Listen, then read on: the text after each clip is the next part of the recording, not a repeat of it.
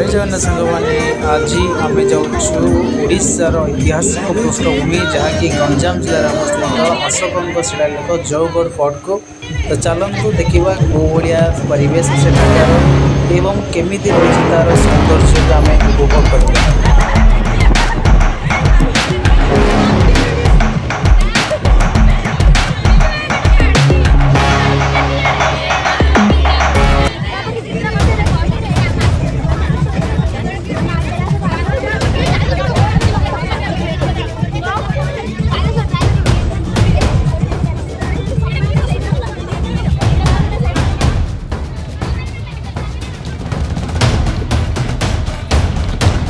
तो फाइनाली आम पहुँचिकी छात्र छात्री मैंने बहुत अर्ली की बाहर अशोकों जो शिलालेख रही है केमी रही एवं जो फटेस्ट थिला कौ भाया रही तार फुल डिटेल्स आम वीडियो माध्यम देखा केमी से शिलालिपि गुड़ी को सुरक्षित दि जामी नष्ट नापी से विषय में देखा आउ वीडियो पिला मानू जौगढ़ गुरुत्व माने प्रसिद्ध कहीं अशोकों भूमिका कौन ये संपूर्ण भाव डिटेल्स बुझे जदि कौन सी त्रुटि रही जाए कमेंट करी कह मो त्रुटि को मार्जना कर।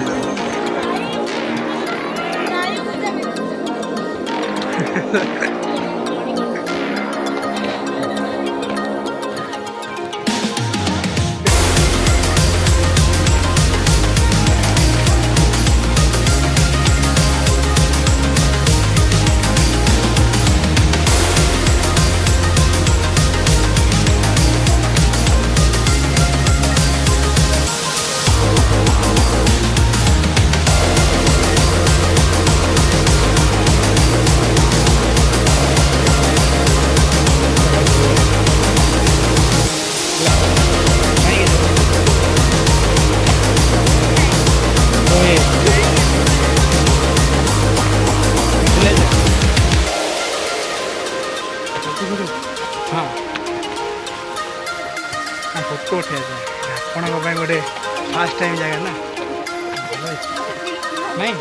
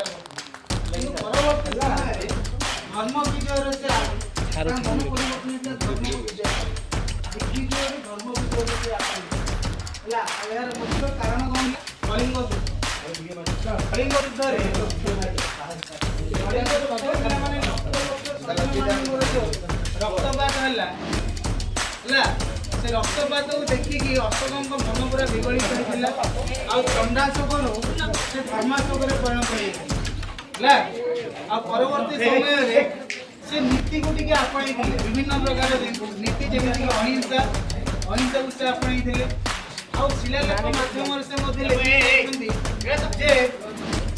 सब मनीष संतान केमी कहीं लिखिले ना पूर्व से जी पाप करते यही जिनसा से लिखिकी जाते जो धर्म माने बौद्ध धर्म दीक्षित ग्रहण कले प्रकृत भाषा पिला मैंने कौन जान भाषाटा हूँ कौन लांगुएज कौन पिला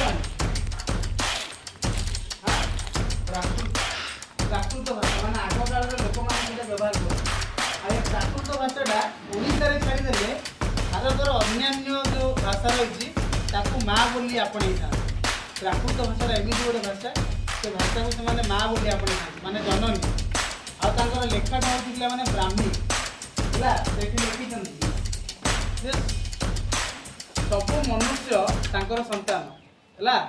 ସର୍ବରେ ଦୁର୍ଗ ତିଆରି କରୁଥିଲେ। ସେ ଦୁର୍ଗଟା ଏକ ଶାନ୍ତ ଜାଗା ଦେଖିଥିଲେ ମହାରାଷ୍ଟ୍ରର କୋଲ୍ହାପୁର। ସେ ମହାରାଷ୍ଟ୍ରର କୋଲ୍ହାପୁରରେ ସେ ଗୋଟେ ଦୁର୍ଗ ନିର୍ମାଣ କରିଥିଲେ, କୋର୍ଟ ଯାହାକୁ କୁହାଯାଏ। ବୁଝିପାରୁଛ? ସମୁଦ୍ର ପାଖେଇ ପାଖେଇ ଆସୁଛି ପିଲାମାନେ, ଆସୁଛି ନା ନାହିଁ? ନଦୀ ଗୁଡ଼ାକ ଜନବସତି ଯେତେ ବଢ଼ିଲା, ବାଲି ସବୁ ଦରକାର ପଡ଼ିଲା, ସେଟା ଖାଲ ହେଇ ଆମ ଜନବସତି ମାଡ଼ି ବସିଲା। ତ ନଦୀଟା ମଧ୍ୟ ତାର କମି କମି କମି ହେଲା। এটা কোন নদী জানছো না নাই? ঋষিকুল্য নদী। নদীর উপরে কোন সর্বনীল